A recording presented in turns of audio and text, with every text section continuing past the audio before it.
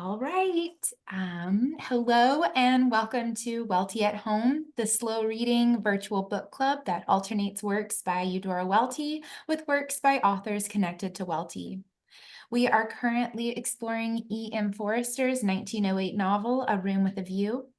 During this series, we will read and discuss about 4 chapters each week between now and June 17th, excluding a Memorial Day break on May 27th.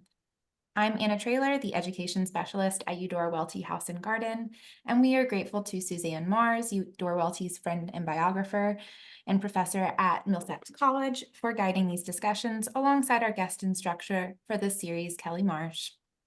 Kelly is a professor of English at Mississippi State University, and she teaches courses on British and Irish literature since 1800, contemporary literature, and women's literature and narrative theory, and is the winner of the 2016 Grisham Master Teacher Award. Just some quick housekeeping. To comment or ask a question, click Reactions button at the bottom of your screen and select Raise Hand. If you're on a tablet or phone, you may have to tap the screen for this option to appear. And a lively discussion often takes place in the chat as well, so be sure to glance over at the chat box every now and then. So, Kelly and Suzanne, where shall we begin today's discussion? I'm going to turn it over to Kelly.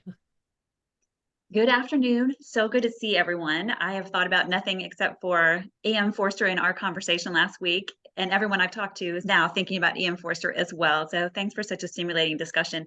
So many things that you all mentioned were so important, and we didn't get to follow up on fully. So I hope today and in subsequent meetings that we will be following up on things that you've already said, as well as making time for everyone's continuing and new ideas. So to start out with something very specific, several people mentioned Miss Lavish last time, and I thought, let's spend a few minutes on her. So Pearl and Laura both said something about Miss Lavish and how she's attempting to find Italy. Beverly was saying in the chat, similarly, looking at the difference between how Lucy and Miss Lavish find Italy.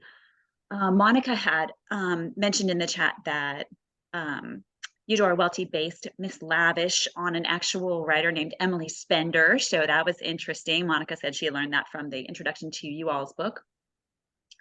And in addition to all that, Laura Thayer had actually provided some relevant photographs, actual photographs of something that's relevant to Miss Lavish's history. So I thought to get into a discussion of Miss Lavish, we would ask Laura to talk about those photographs, which Anna is sharing while Laura talks. So I think that you will all find this interesting. Personally, I learned a lot that was new from this. I focused on something I had just rushed past before. And so thanks to Laura.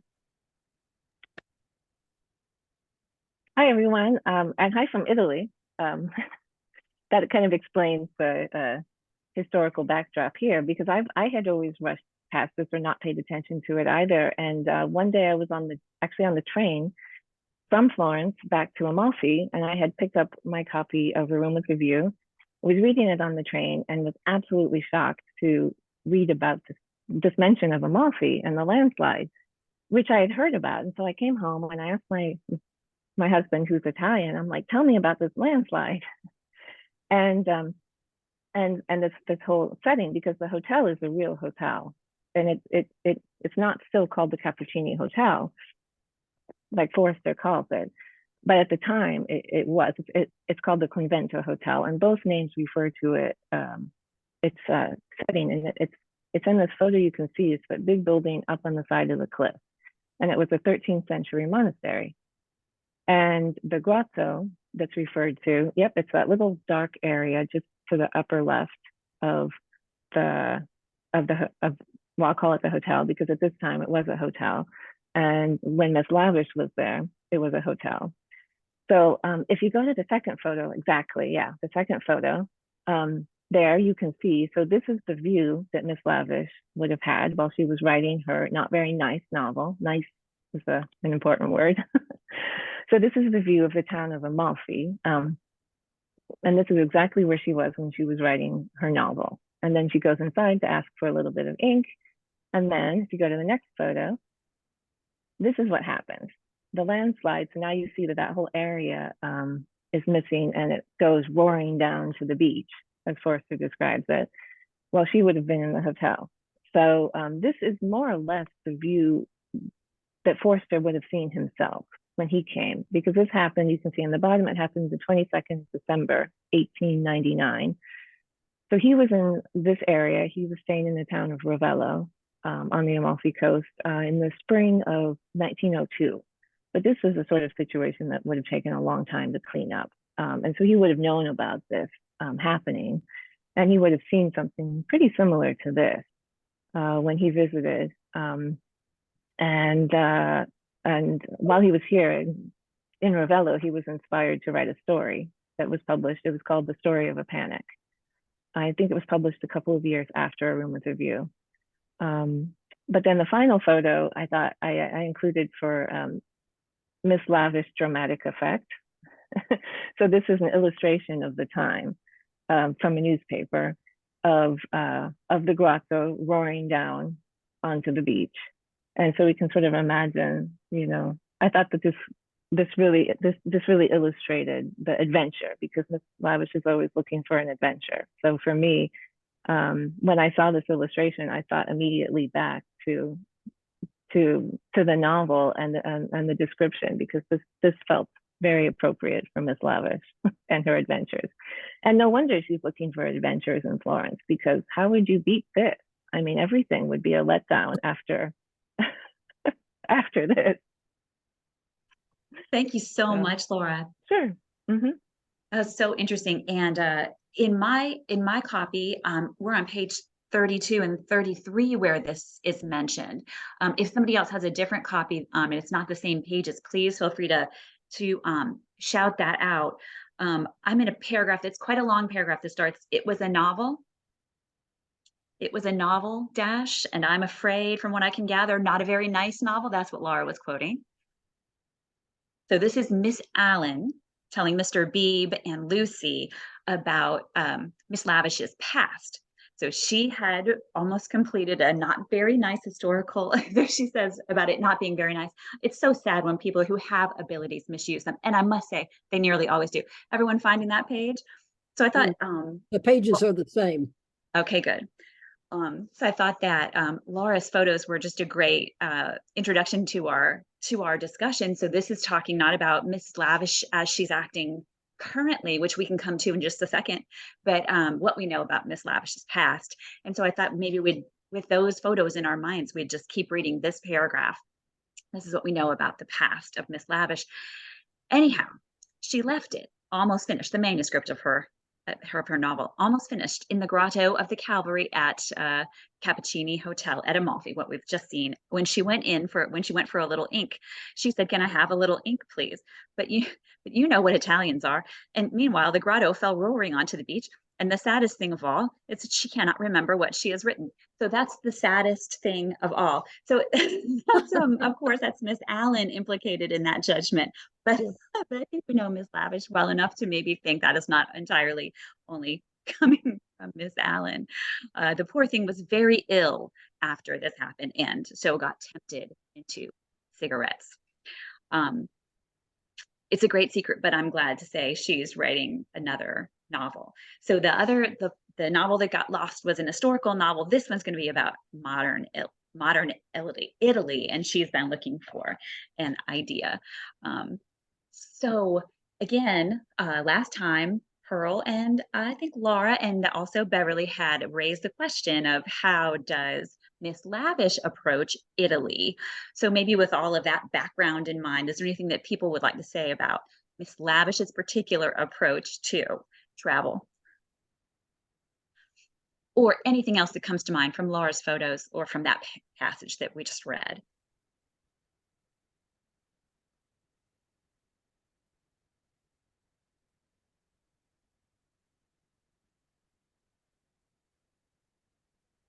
Are we struck dumb? I see Monica. Good. You know, I can always say something.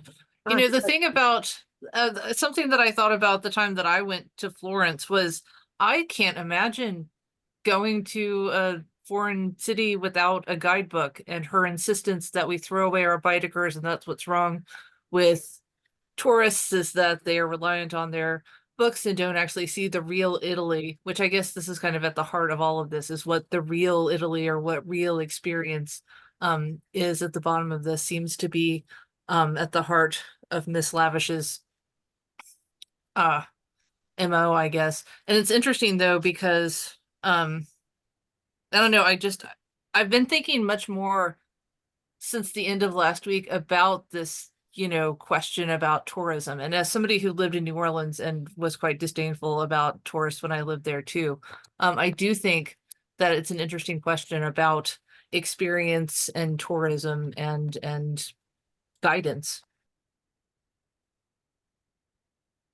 Pearl?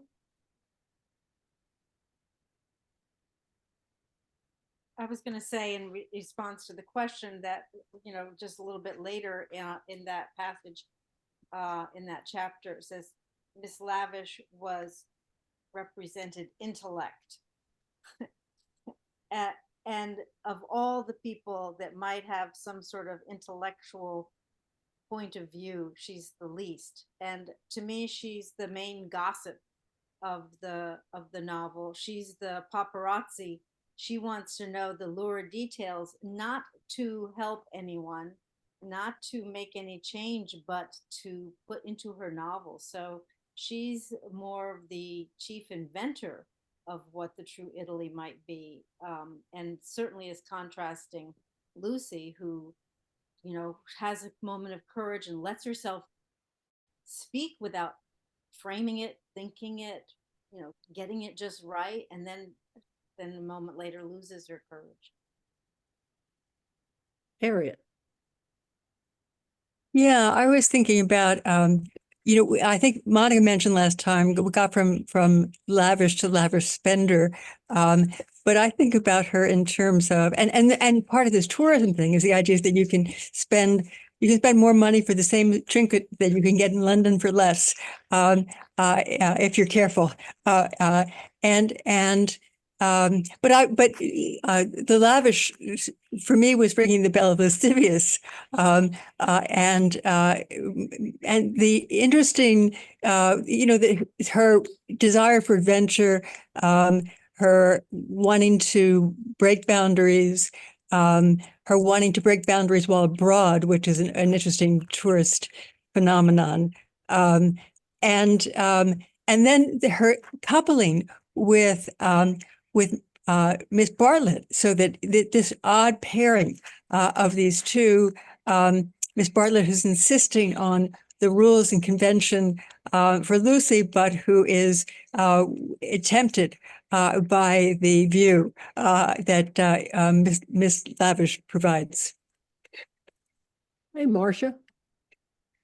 Well, Miss Lavish for me is the Imaginist. She really just imposes her own view on what she sees and is not anymore taking in objectively or intellectually, certainly, what she sees than anyone else. In fact, she's imposing her view on it.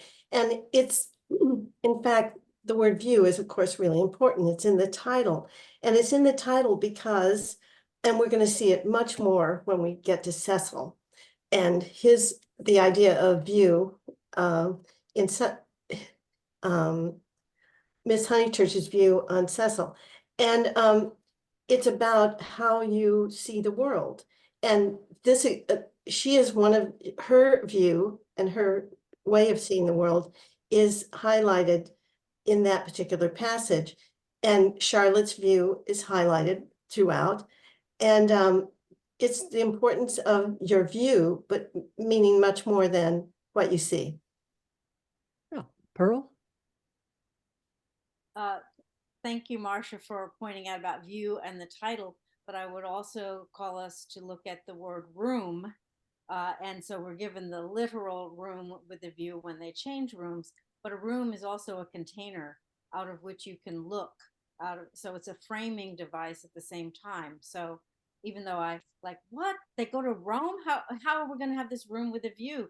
You realize right away, I mean, we are going to get to another room that has curtains, but room as some sort of container. You're contained, and what Lucy's trying to do is break out of all those things. Also, that whole business of the saddest thing, which one of the Miss Allen says, but really it's kind of Lydia Lavish's sort of self absorption, I would say. And at one point she's called Machiavellian, and she is out to use things for her own purposes. Seems to me a lot. Hey, Bill. Thank you very much for those photographs. And that landslide reminded me of the episode at the end of chapter 7, where Lucy is standing in that sea of violets and the ground gives way underneath her and she experiences a landslide. And it's the real Italy that seems to happen over and over and over to Lucy. And Miss Lavish is always on the outside wanting Lucy's observations about what really happens.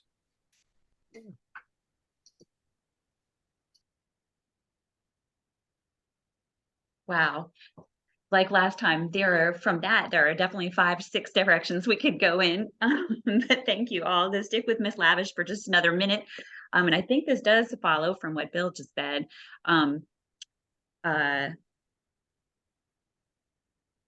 Since we talked about her first novel, let's also talk about what she says in what we read for today about her second novel, which again picks up threads that you've all mentioned, but page 44. And it definitely Bill's idea that the landslide is comparable sort of visually to Lucy falling into that field of violence is a great idea. I would never have thought of, but I think is relevant to what we're about to see. So page 44, 45, we're hearing about Miss Lavish's second novel, which is now going to be about this murder in the piazza. And her interest in Lucy is piqued because Lucy was a witness to this. And so bottom of page 44, Ms. Honeychurch, come you here, I'm in luck. Now you're to tell me absolutely everything you saw from the beginning. And Lucy declines for reasons we understand, that her feelings about George or her embarrassment about George are preventing her, but Miss Lavish attributes to her a demureness that's appropriate to her age. But Miss Lavish says, it's I who am sorry. We literary hacks are shameless creatures. Top of 45 now. I believe there's no secret of the human heart into which we wouldn't pry. And I think part of what each of you has said is whether Miss Lavish is at all someone who can get to a secret of the human heart or not. And maybe the jury will stay a little bit out on that for a little while. The next thing she does is, quote, march cheerfully to the fountain and back and did a few calculations in realism, which seems like a funny contrast to trying to get to the heart of something, to measure the distance between the fountain and where the young protagonist, whose name will be a near anagram of her own, experienced this. This time, Miss Bartlett, I think, asks, will this novel be nice? And this time, Miss Lavish promises yes. I think there are some maybe ironic, self-deprecating, I don't know, comparisons between Miss Lavish and, I don't know about Forster, but Forster's narrator, when she says at the bottom, I confess that in Italy, my sympathies are not with my own countrymen. It's the neglected Italians who attract me and whose lives I'm going to paint so far as I can. For I repeat, and I insist, I've always held the most strongly that a tragedy, I've always held most strongly that tragedy, such as yesterday's, is not the least tragic because it happens in humble life. Sorry, what I thought I was reading was about what she says about how the English tourist is not going to get off easily. I'm sorry, I somehow skipped that. Just above there, Kelly. Oh, okay. You're seeing that, Suzanne? I am. There will be a good deal of local color descriptions of Florence and the neighborhood, and I shall also introduce some humorous characters. And let me give you all fair warning, I intend to be unmerciful to the British tourist. Thank you very much. So a little bit, Forster is a little unmerciful to the British tourist, giving us different kinds of British tourists. Mr. Eager, who doesn't think of himself as that, Mr. Beebe, Lucy, George, Miss Lavish. But maybe we could discuss for a second whether, like Miss Lavish, Forster has an idea that he is getting to the Italian character. She thinks she is. Does Forster think he is? So we're out of Italy by the time you're done reading for today. And what have we seen? What could we take away about the Italian character? We've got the murder in the piazza, which turns out to be over 5 lira, which I remember correctly, and I wouldn't have noticed this, but Monica mentioned it last time, is a little bit less than Lucy spent on her postcards. And then there's Phaeton and Persephone. Those are the two things we know about Italians. And so I guess a question is, what does Forster believe himself to be saying about Italians? Is he trying to get to something about Italy, like she is, or what do you think about that? And some people had their hands up before I even said that. So please say what you're thinking, or say something about that, or Now, the order I have is, Bill, is your hand up, or did you just not take it down? So I think it's Monica and Pearl then. Thank you.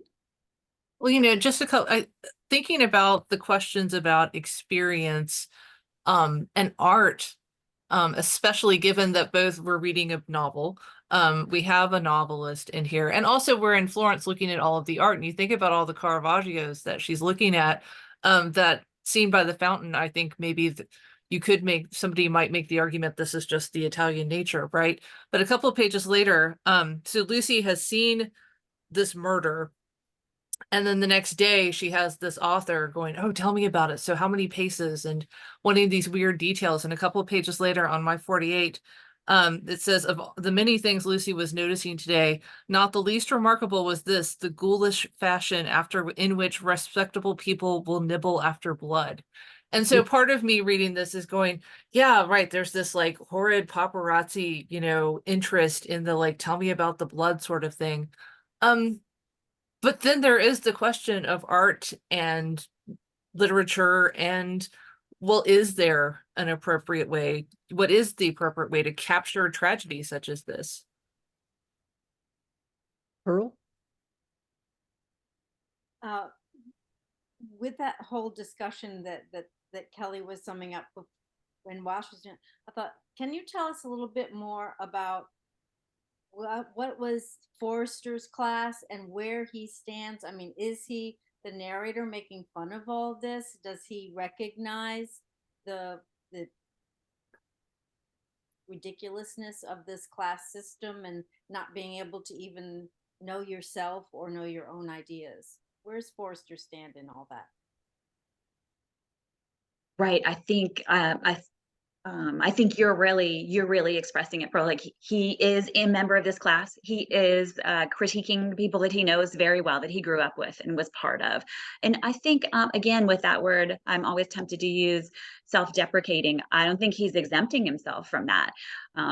He's not asking us to dislike these people at all, and he's not even looking down at them. He is looking at them as straight, as directly as he can, and himself as well, and trying to see some truths about that. He probably also, I think, doesn't think that they are uniquely unable to get to the truth of the Italian character, or uniquely able to express their deepest feelings in the way that would be the most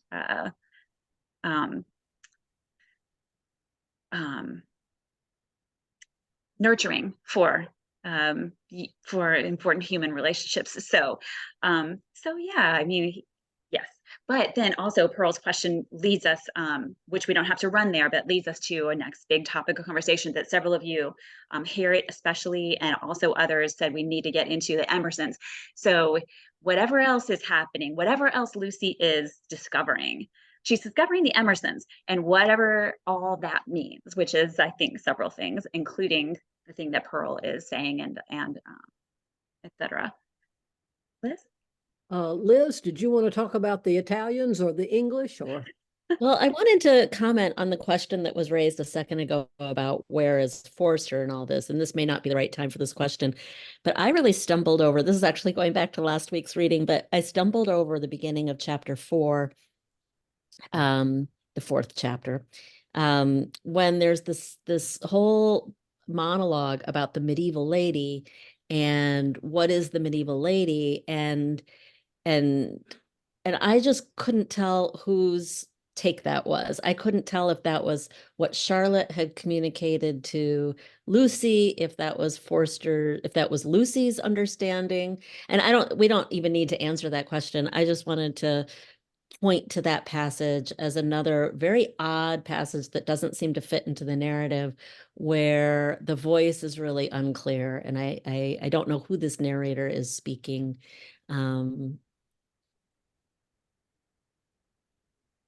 I mean, there is obviously an omniscient narrator there. You know, Lucy does not stand for the medieval lady. There is, the narrator knows Lucy's mind, knows when Lucy is muddled and all that. But the exposition of the medieval lady and the character, I thought that was odd. Harriet. I wanted to pick up on the discussion of class, and I was thinking back to the first chapter and hearing about the little boy Enery and Enery and Victoria that were making class comments, and I'm not sure. Well, then we've got George Emerson. The older Emerson, who we've been told has been son of a laborer and a mechanic of some sort himself when he was young, and a writer for the Socialist Press, and made an advantageous marriage and murdered his wife in the sight of God, and then we find the conversation about what George does, and he says railroad, and Miss Bartlett says, oh, I don't know if I can find it. She was very sorry she'd asked him. She had no idea that it would be such a dreadful answer, or she should not have asked him. And Miss Lavish enjoys it tremendously and says, of course it was the railroad. She could not control her mirth. He is the image of a porter on the Southern Eastern. Now, I don't think I have the subtlety to understand socialist and Southern Eastern in a British context in that moment. But I'm following and interested in what's being said about class. These are characters that Forster celebrates, but he also is kind of making an exotic other out of them too, so it's a topic that I want to hear more about. Joe Ellen.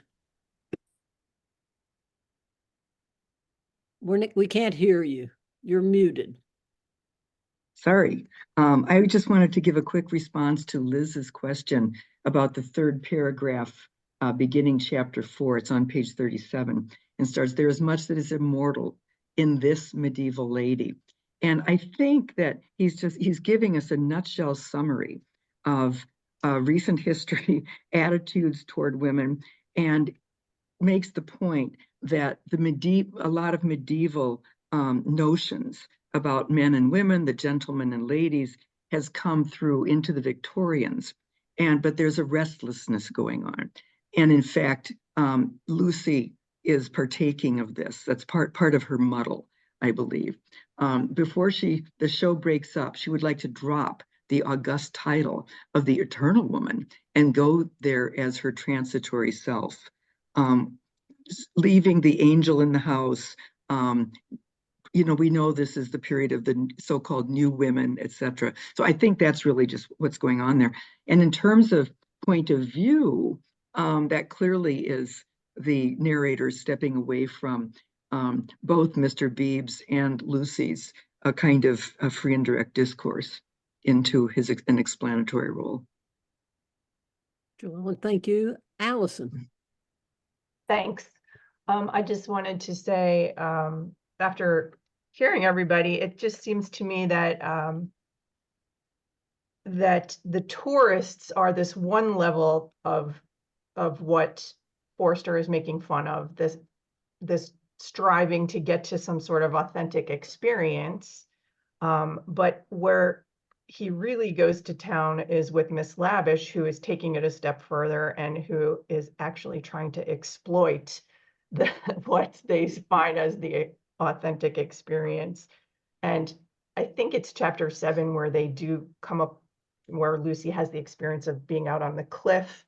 And she has claimed that she's just a tourist, where Miss Lavish is saying, you know, I'm trying to discover human nature, and Lucy certainly just says, oh no, not me, I'm just a tourist. So there seems to be almost a hierarchy of offense here. And with the Emersons, I think they are one less at fault of being tourists or exploitative, because they have less of that social etiquette. They seem to understand, and I don't know if it's a class thing or not, but they just don't seem to understand what they're supposed to do in polite British company. And so it seems to be almost a good thing in this sense. Yeah. Bill. I was thinking about the portrayal of Italians, and you know, again in that chapter 6. I mean, even the way that Forster's named the Italians, that he mythologizes them, almost puts it back into not just primitive man, but some kind of mythological man, if you will. Mm-hmm. And so, like, Pan seemed to know what the politics, the sexual and gender and romantic politics of the English were, but without even knowing the language. He just was able to pick up who was attracted to who, etc. And so at the end of chapter 6 again, that memorable scene right before it, he says, Eccolo, you know, there he is, which kind of reminded me of, you know, Pontius Pilate's words about Jesus, ecco homo, you know, behold the man. And so there was just something kind of mythological about even that statement. There he is. That's who you're looking for. And it was not who she was looking for, you know. And then Possibly not. no, I'm saying, yeah, exactly. And then she arrives in this flood of violets to be violently kissed, shall we say, very nicely, passionately kissed. So yeah, I think he just has them as being these wise, all-knowing people without having to understand the language in order to understand what's going on. And then, and you know, the English, yeah, I think he portrays them pretty much out of touch with everything but their own language. You know, they can express themselves to no end, and they can avoid reality to no end. And so that's what he touches on with them, I think, quite a bit. Oh, and that chapter 4, that really, somebody here is a British and Irish, you know, scholar, and something about chapter 4, without it being titled, you know, reminded me very much of Ulysses. And almost, I just thought, what kind of impact did Forster have on Joyce? Was there any? And in some regards, it was almost the stream of consciousness of, you know, Stephen as he walks across that beach. You know, it's really hard to follow who's thinking these thoughts, and was she thinking about the eternal woman? Because she was thinking about the eternal woman in the next paragraph, even though she does not stand for the medieval lady. So it's a really interesting chapter to me. Okay, Marcia. I'm glad you quoted that part about the medieval woman, because I wanted to, this gets us to the last chapter for today's discussion, because we have Cecil Weiss, and Forster specifically says, Cecil must be at once described. He was medieval. And that's as opposed to what we hear about Lucy in chapter 4. Lucy does not stand for the medieval lady who was rather an ideal. So he's quite explicit here about who they are and why they don't fit together. Harriet?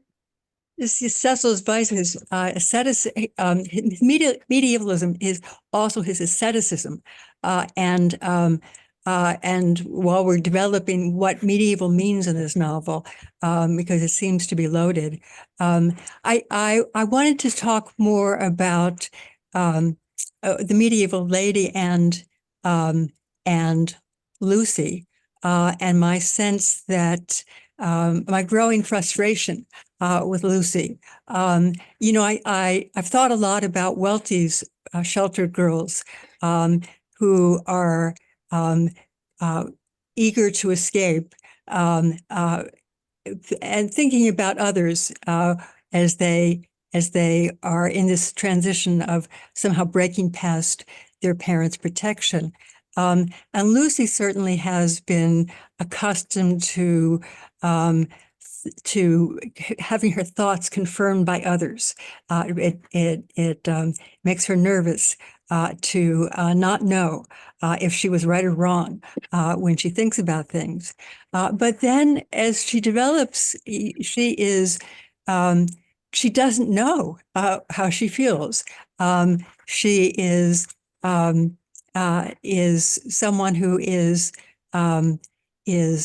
full of a sense of I don't know what I think or what I want.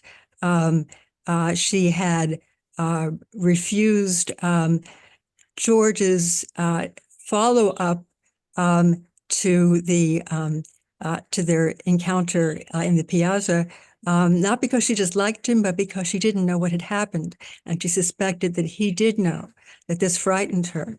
When she is talking to Miss Bartlett, she doesn't know what she would have said or what she would have done. And I know we have a sense of her promise from Beebe and his sense that how could she, did it seem reasonable that she should play so wonderfully and live so quietly that one day she will be wonderful in both, music and life will mingle. And we're looking for that from her. But I'm frustrated, I think, with my sense of how bland and how unknowing Lucy is in these chapters. Pearl? First, I think sort of in response to Bill's comment about what happens when they do drive out in the carriage and these names right at the end of the previous chapter, we're told, here not only in the solitude of nature might a hero meet a goddess or a heroine, a god. And then we go into these classical names. It strikes me that the Italians presented by Forster are exactly as the tourists expect them to be, and that the Italians are treating the tourists exactly. I mean, so they all match. They become almost stereotypical, like, oh, well, the Italians are supposed to pinch the ladies in the square, in the piazza, and that happened to probably several of us that were there. I was going to say, that's the truth. Yes, exactly. It happened. And then I really wanted to also say that that Kelly did a great job in calling our attention to humor, because I have all these passages marked how funny it is, how Forster is saying it. So in Drive Out in the Carriage, Italian in the mouth of Italians is a deep voiced stream with unexpected cataracts and boulders, going back to the fall, to preserve it from monotony. In Mr. Eager's mouth, it resembled nothing so much as an acid whistling fountain, which played even higher and higher and quicker and quicker, sort of like the cataracts that were coming down. And then the Italians have a good way of getting lost. Where was that? Oh, the Italians are born knowing the way. It would seem that the whole earth lay before them. the Italian's ignorance is sometimes more remarkable than his knowledge. I mean, so he gives us the Italians from the tourist point of view, and the Italians treat the tourists as they expect to be treated, I guess. Yeah, I love that. Joe Ellen. I haven't really thought about the Emersons as much as I ought, but I do want to note that we do know, I don't know whether it's they don't know how to respond of what they're mostly criticized for in this early part of the book, but Mr. Emerson has been a socialist journalist, which we learn in this day's reading. And just their name, Emerson, I think we commented last week about the famous transcendentalist, and we've already had some echoes from both Emerson and Thoreau here. So that whole notion about being in nature and where you can be a god or a hero or whatever, I think we need to kind of stay in touch there, maybe via the Emersons. Monica.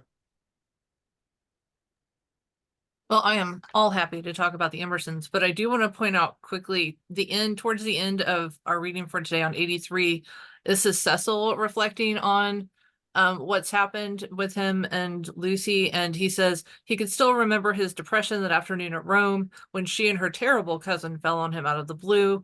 That day, she seemed a typical tourist, shrill, crude, and gaunt with travel. So we have Cecil's characterization of tourists. He too is disdainful towards them, although again, if Cecil sees himself, as a participant in life, that's a whole other thing. But then Italy had worked some marvel in her. It gave her light, and which he held more precious. It gave her shadow, and then which gave her a wonderful reticence. And then that's when he goes on to characterize her as a painting. But so I just think it's interesting, the Cecil's characterization of the tourist, and that Italy did her touch with tragedy, deepened her somehow. Very interesting. A lot of great strands here. Just to pick up on what Monica said, I guess one thing we're trying to work through as we complete this, and this was a question that several of you phrased in different ways last time, what actually happened in the square? And so Monica said, which is the kind of the tack I've been taking. She witnessed a murder, but as many of you have already picked up, like something else happened as well. And we might ask which of the things that happened in the square has given Lucy reticence. So, and then also in what Monica said, and to connect back, Cecil is very articulate. And I think it's interesting that connecting to Bill's point, that the Italians come across, despite what we're given of the typical British tourist view of the Italians come across as very wise, without even being able to communicate with these people in English, whereas the English seem to be hampered a little bit by their own articulateness. And this connects with something I think Harriet said last time, which is she's interested in talking about George's sort of speechlessness. And so where that fits in here is definitely up for grabs, but one possibility is that George withholding his speech until he has figured some things out maybe is something we can respect. The things that Mr. Emerson says are very clear when Mr. Eager says this beautiful church that we're standing in was built by faith. Mr. Emerson does not hold forth, but simply says that simply means the workers weren't paid enough. So his style, his speech is very, very clear. So I'm starting to think, listening to everyone, that, speech and silence is big, big topic here. But maybe we should also, since people are quite interested in the first page of chapter 4, and since, as I think Marcia pointed out, that comes back. It comes back in chapter 8, and we're not done with it yet, that concept of medieval. Maybe we should just look at it one more time, kind of like thoroughly, page 37, first page of chapter 4. And let me say also, as we're looking at this, I agree with Joellen that when we start hearing about the medieval lady, that I believe that is Forster's third person narrator. But I know that you all have talked about free and direct discourse before, because I've heard some of your meetings about To the Lighthouse, and it's definitely fruitful, necessary, and also fun to pick apart in a novel with a third person narrator that uses free and direct discourse, whose mind we're in. But also, I think it's probably an integral, like foundational part of free and direct discourse that is undecidable. Always it's shared between that third person narrator and whatever of the characters is being kind of voiced through that. So I think there's maybe a built-in ambiguity too, that can be productive to think about. But all right, so just to make sure that we really talk about this, we're going to keep coming up with these references to the medieval. So page 37, there's been a description in chapter 2 of things that are unladylike, or what it is that a lady should be. And one of you read this aloud last time, so sorry to repeat, but paragraph 2 of page 37, it was not that ladies were inferior to men, it was that they were different. Their mission was to inspire others to achievement rather than to achieve themselves. So in a sense, I think that defines a lady as an ideal. What is it that inspires people to achievement? Ideals.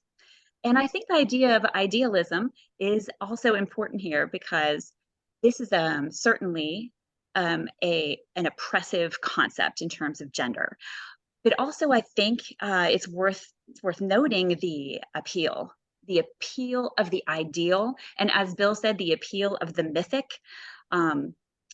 So to keep going, there's much that is immortal. Wait a second. Yeah, there's much that is immortal in this medieval lady, this ideal.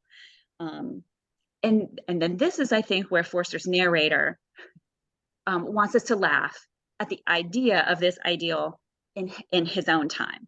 What it's come down to, it's moved from it's not so much about honor and protection as it is about business and cooking dinner. So I'll just read. There's so much that's immortal in this medieval lady, and that idea of immortality is really kind of part of what I mean by the eternal or the mythic immortality. There's much that's immortal in this medieval lady. The dragons have gone and so have the knights, but still she lingers in our midst. She reigned in many an early Victorian castle and was queen of much early Victorian song. It's sweet to protect her in the intervals of business, sweet to pay her honor when she's cooked our dinner well. But alas, so he's talking about the degeneration, is his word, of this ideal in the Victorian period, but also I think helping us to see what might be kind of bewitching about it. So I'm wondering if this resonates at all with Harriet's questions about Lucy, or whether it doesn't. But is she attracted to the possibility of being ideal, of connecting to something that is eternal? And is that what she has to overcome? And the reason that I ask that or say that is because of the end of the paragraph that we're reading right now, still here on page 37. And I was kind of interested in that sentence, last two sentences, men declaring that she, the medieval lady, inspires them to it, move joyfully over the surface, having the most delightful meetings with other men, happy, not because they're masculine, but because they're alive. And that made me think about George watching a murder and realizing that life was worth living. Like just having this moment where he realizes I'm alive and this is fleeting and that's what's going to make me happy. And I kind of get the feeling from this paragraph that Lucy needs to do one more step than a man. A man coming face to face with mortality can think, okay, I'm going to embrace this transitoriness. She has to come face to face with her mortality and also overcome this desire to be this attraction towards being the ideal. Before the show breaks up, she would like to drop the august title. And this is where Bill ended last time, the august title of Eternal Woman, and go there as her transitory self. So I guess the character is coming to an acceptance of the meaning and the transitory in the way that it confers meaning, I guess, on our lives. Giving up the ideal, the eternal. And so then you all connected that to the end of chapter 4, when Lucy said that George is not chivalrous. So let's pick up that too before we then connect that to Marcia's point about Cecil. So I guess on page 42. Yes.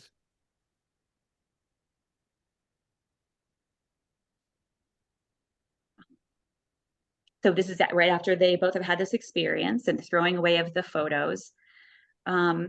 She knows what she fears is people will gossip about her and connect her name with George's, but she knows deep down that he won't tell. And so I'm in that long paragraph on page 42, about 3 lines in. It struck her that it was hopeless to look for chivalry in such a man. This is her thinking in terms of the eternal, but also starting to let go of it. He would do her no harm by idle gossip. He was trustworthy, intelligent, and even kind. He might even have a high opinion of her, but he lacked chivalry. His thoughts, like his behavior, would not be modified by awe. And that gives you a sense of, what she's giving up. If you're the ideal, then you get to be the one on the pedestal. It was useless to say to, it was useless to say to him, and would you, and hope that he would complete the sentence for himself, which also seems to come back to our the discussion that several of you mentioned about articulateness and its the positive and negative qualities of that. He's not going to fill in the rest of the sentence for her. He's not the man who's going to complete the sentence for himself and avert his eyes, again, as Bill read out last time, from her nakedness, like the night in that beautiful picture. So George's embracing of the transitory, in that case, I think we're getting sort of the sexual and also the realness of a woman. Those are the things maybe that are scary for Lucy too. Giving up the ideal herself, and then also coming into contact with a man who won't abide by those. And so that brings us to Cecil, which, as Marcia points out, who is simply described as, well, not simply, medieval. Look at page 81 for, again, the contrast made very clear between Cecil and George. Page 81, halfway down, appearing thus late in the story, Cecil must once be described. He was medieval, that Marcia has already read, like a Gothic statue. And then down towards the end of that paragraph, a Gothic statue implies celibacy. So that medieval asceticism, that is him, is celibacy, just as a Greek statue implies fruition. And I think we're connecting that to George, who's not going to be willing to avert his eyes from nakedness. Which raises a question which may not, now that we're so close to the end, I don't know if this is maybe the most important question, or the one that you'll be most interested in. But since we're right here, we might ask ourselves what gets skipped between part 1 and part 2, and maybe why. So part 1 is Lucy and her days in Florence. And then part 2 was suddenly we're at Windy Corner. And I thought a lot, 2 of you, one in the chat and one out loud the other day, mentioned how this is similar and different from Daisy Miller. And one person in the chat, she's here today, said in Daisy Miller, you hear all about Daisy's family first, and then you get into the story, whereas this is the opposite. You don't, you get Lucy just as she is, and then you get her background only the beginning of chapter 2. But that was just me remembering some interesting things you all said, and filling time while you thought about what gets skipped between part 1 and part 2, and why is that of interest. Okay, we have Pearl and Harriet. First, Pearl. what gets skipped is time and place, which we had started with before. So we don't see Cecil meeting Lucy in Rome. We don't see Rome at all. All of a sudden, we're back at her home. And earlier, I was pointing out this idea at the end of chapter 5, where Lucy recalled the free, pleasant life of her home, where she was allowed to do everything and where nothing ever happened to her. So she has come back to that safety that she thinks of as home, and not the disturbing thing, what really happened, she says in the beginning of like 3 or 4 paragraphs down in the next chapter, chapter 6, she says about what happened at the piazza, but to discuss it afterwards, to pass from discussion into silence, and through silence into sympathy. That is an error, not of a startled emotion, but of the whole fabric. There was something really blameworthy, she thought, in their joint contemplation of the shadowy stream and the common impulse that had turned them to the house without the passing of a look or a word. So that idea of silence that you've reminded us about. But by the time we get to part two, all she seems to have resigned herself, and I'm so disappointed that she said yes to Cecil. I'm so mad at her. She was on the cusp of something, and she refused to, or she's quite contained again by Charlotte with that last scene in Florence where Charlotte goes out and ruins her life, basically. I think. Anyway, I'll let somebody else talk. Okay, Harriet, and then Monica. Yeah, I guess I think that too. I think that Forster makes the guys the heroes, and the women who are on the cusp of being that maybe are less convincing. But this is as I'm reading this novel, so I'm at the end of chapter 8. This is my first time through, so I may be surprised by how it develops. But I was just thinking about what we don't have is we don't have Lucy's continued thoughts about George and that conversation, the wonderful line that Pearl's brought our attention to. And we also don't have her thoughts about Mr. Vyse and what she's weighing as she makes a decision. We jump to the moment of her acceptance of him, and there's a lot missing. Yeah. 2 denials are missing. She's turned him down Yes, twice. and we have those not from her. We don't have her version of them, but his. Yeah. Monica and then John. I think the reason why we don't have Rome and Cecil's proposal is because I think Forster is pointing out that we can imagine it, that Cecil does everything by the book, literally. And so I almost think about, those when you read like an epistolary novel and the end of each letter is I have the honor to be, etc. I kind of feel like that's Rome, right? That's Cecil going, my dearest Lucy, your eyes are like whatever. And we don't need to read it because it looks like so many other novels that we're expected to have read. And to me, this is something that I pointed out in the chat, and something that I want to continue thinking about is how in part this is also the story of a female artist trying to be a female artist and not be a muse, right? That if the medieval lady is about inspiring awe and all that stuff, what is it to be a female artist? And what role does the muse play in all of that? And the end of chapter 4, after she's had this, both the experience with seeing the murder, but also the experience with George at the Arno. And she even later points out that actually the big change happened at the river with George when he throws away her postcards. Leaning her elbows to the last sentences, she contemplated the river Arno, whose roar was suggesting some unexpected melody to her ears. So to me, this is a note of another thing that's happening in this novel is the struggle of the female artist in a world that just wants her to be a muse. John? Am I off? You're on. You're good. Okay, thank you. My impression of what I've read so far is that for me, Lucy is the chief protagonist, and that this is her coming of age novel.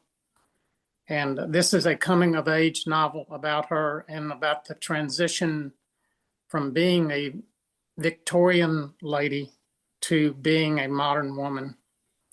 And